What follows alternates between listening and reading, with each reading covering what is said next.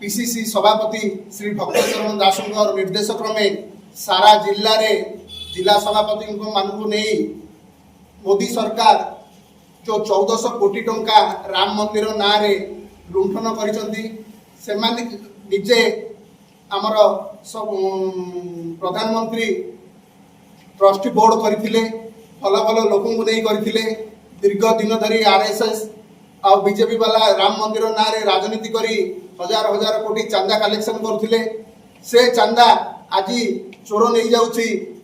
आमर प्रधानमंत्री आज जाई पदवी हेले प्रतिवाद करूना जदि मंदिर चोर नहीं जाउची प्रतिवाद करूना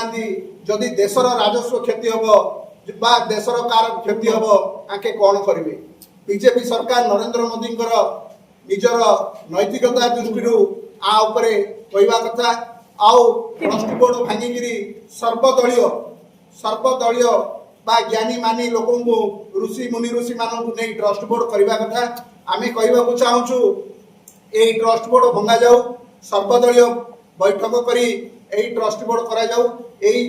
निम्नमानर काम निवृत्त रुहतु धन्यवाद। ट्रस्ट को गढ़ा जाता प्रधानमंत्री तत्वावधान ये ट्रस्ट गढ़ा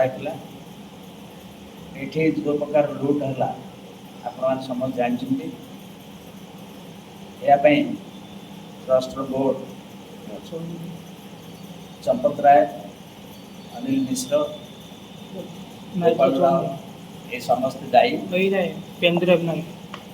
या तुरंत विरोध करने जातीय कांग्रेस दाबी करुँची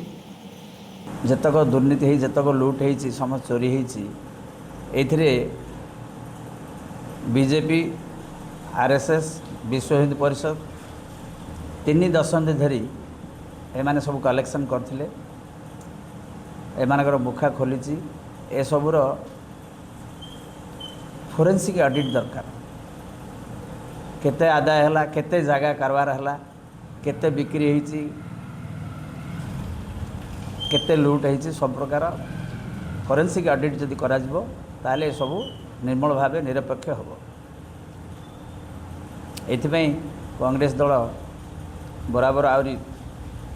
आंदोलन जारी रखिबो एवं गाँ गहली समस्तंकर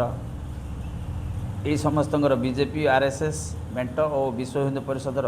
प्रकृत मुखा गाँ गहली जाकि सब उपस्थापन करी लोकलोचन को अणाजी बोली